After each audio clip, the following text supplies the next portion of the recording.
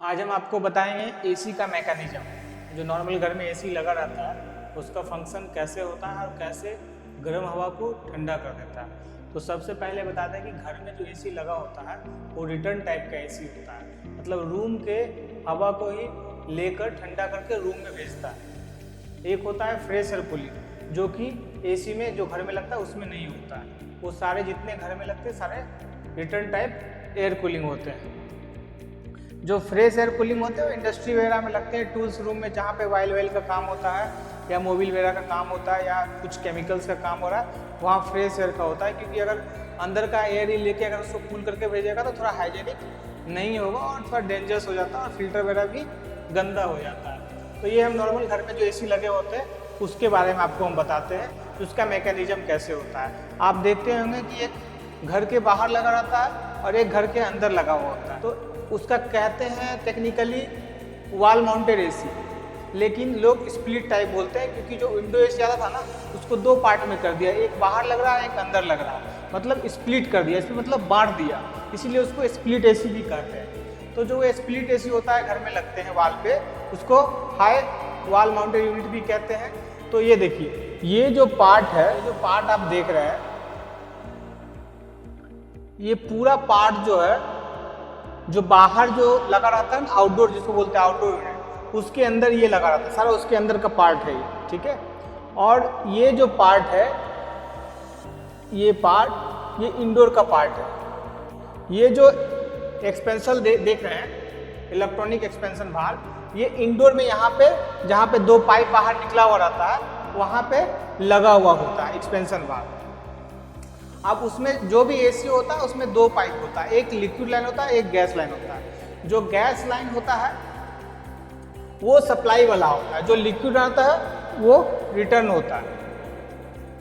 अब देखिए होता क्या है, एक आउटडोर के अंदर कंप्रेसर होता है, ठीक है। आपने एसी ऑन किया, एसी ऑन करते ही यहाँ पे जो है ये गर्म हवा होता है, रिटर्न से यहाँ पे एक फिल्टर लगा होता है टॉप साइड में, टॉप साइड में फिल्टर लगा होता है, वहाँ से एयर आता है और वहाँ पर एक सेंसर लगा होता है जो टेम्परेचर को सेंस करता है। तो होता क्या है, जब ये सेंस करता है, रूम का एयर आता है, आपने 22 पे सेट किया, वो 30 पे आ रहा है, तो 30 पे जो आता है ना ये, तो 30 पे जो लाइन आता है तो ये इसको बताता है एक्सपेंशन वाल्व का, भैया हवा गर्म है, वहाँ से कुछ ठंडा चीज़ भेजो।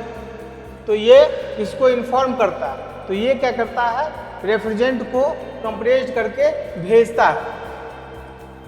और ये यहाँ पे वाइल सेपरेटर लगा होता है, तो जो गैस फॉर्म में जाता है उसमें कुछ वाइल होता है, तो वाइल को ये सेपरेट कर देता है। फिर ये जाता है कंडेंसर में, कंडेंसर में जाने के बाद क्या होता है, वो लिक्विड फॉर्म में आ जाता है और फिर वो यहाँ फ्लो करता है, इसके अंदर फ्लो करता है। अब ऊपर से गर्म एयर आ रहा है, ऊपर से गर्म हो रहा है और बीच में ठंडा लाइन चल रहा है, ठीक है, कॉइल के बीच से। तो क्या होता है, वो हवा को, इसका जो हीट है इसमें ट्रांसफर हो जाता है कॉइल के अंदर जो रेफ्रिजरेंट होता है, और वो फिर जो है यहाँ से यहाँ लिक्विड में कन्वर्ट हो गया, तो यहाँ से ये लिक्विड के फॉर्म में आउटडोर के अंदर एक एक्यूमुलेटर लगा होता है, उसके अंदर चला आता है, इसमें आके फिल हो जाता है, ये लिक्विड जो है फिल हो जाता है, ठीक है। और फिर जैसे ही रूम का टेम्परेचर मेंटेन होता है, तो जो यहाँ सेंसर लगा रहता है ये इसको बोलता है, भैया टेम्परेचर मेंटेन हो गया है, बंद कर दो। तो ये इसको इन्फॉर्म करता है कंप्रेसर को, ये बंद कर देता है। फिर जैसे टेम्परेचर बढ़ता है फिर ये इन्फॉर्म करता है और फिर ये चालू हो जाता है। अब क्या होता है, यहाँ से गैस के फॉर्म में जाता है, यहाँ पे लिक्विड हो जाता है, फिर यहाँ पे लिक्विड के फॉर्म में आता है, फिर थोड़ा देर यहाँ पे स्टेबल होने के बाद वो लिक्विड जो है गैस में कन्वर्ट हो जाता है, तो फिक्स रहता है, जो इस लेवल तक जो है लिक्विड रहेगा। और जैसे ही गैस में कन्वर्ट होता है, चालू होता है, तो ये ऐसे गैस ऐसे होके चला जाता है कंप्रेसर के अंदर। ये पाइप ऐसे सीधा भी हो सकता है, मैंने ऐसे बनाया है, तो ये इसमें फॉर्म में चला जाता है ऐसे कंप्रेसर के अंदर और इसमें फ्लो होने लगता है। होता क्या है आपको बताऊं, यहाँ पे जैसे कि मान लीजिए एसी है, ये इंडोर है, इंडोर के अंदर क्या होता है, एक कॉइल होता है, जैसे ये कॉइल है। अब क्या होता है, रूम का टेम्परेचर मान लीजिए 27 डिग्री सेल्सियस पे आया, या जो भी है, मान लीजिए मान लीजिए वो 32 पे है, 30 पे है, जो भी है, तो इसमें क्या होता है, ये फ्लो करते रहता है। इसमें 7 डिग्री सेल्सियस से लेके 10 डिग्री सेल्सियस तक जो है फ्लो करता है इसमें रेफ्रिजरेंट लिक्विड के फॉर्म।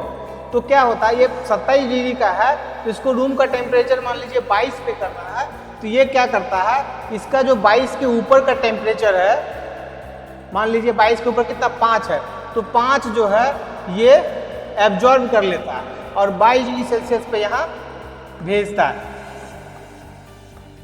टेम्परेचर और रूम को ठंडा कर देता है। और यही सर्कुलेशन है, रूम का एयर पीछे से आया ऊपर से और यहाँ ठंडा करके रूम में भेज दिया, फिर रूम का एयर आया यहाँ पे ठंडा करके रूम में भेज दिया। तो ये इसीलिए इसको बोलते हैं रिटर्न टाइप कूलिंग सिस्टम।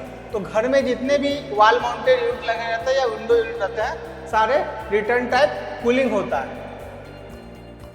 जैसे लॉकडाउन के टाइम में अगर आप अकेले चलाते ना एसी है और आपके रूम में कोई नहीं होता, तो ये कोई इफेक्ट आपके नहीं करता। ऐसे मार्केट में हल्ला था जो कोरोना में एसी नहीं चलाना चाहिए, तो वो रूम में इससे कोई असर नहीं होता। अगर वो फ्रेश एयर कूलिंग टाइप होता बाहर का हवा, तो उससे प्रॉब्लम हो सकता। ऐसे छोटे छोटे जानकारी लेने के लिए आपको हमारा यूट्यूब चैनल है माइल्ड कोचिंग, तो उसको आप सब्सक्राइब कर लीजिए और उसमें 1 घंटा है उसको आप दबा दीजिए, ताकि जब भी हम ये छोटे छोटे डिटेल्स बताएं या टेक्निकल चीज़ बताएं तो आप तक पहुंच सके।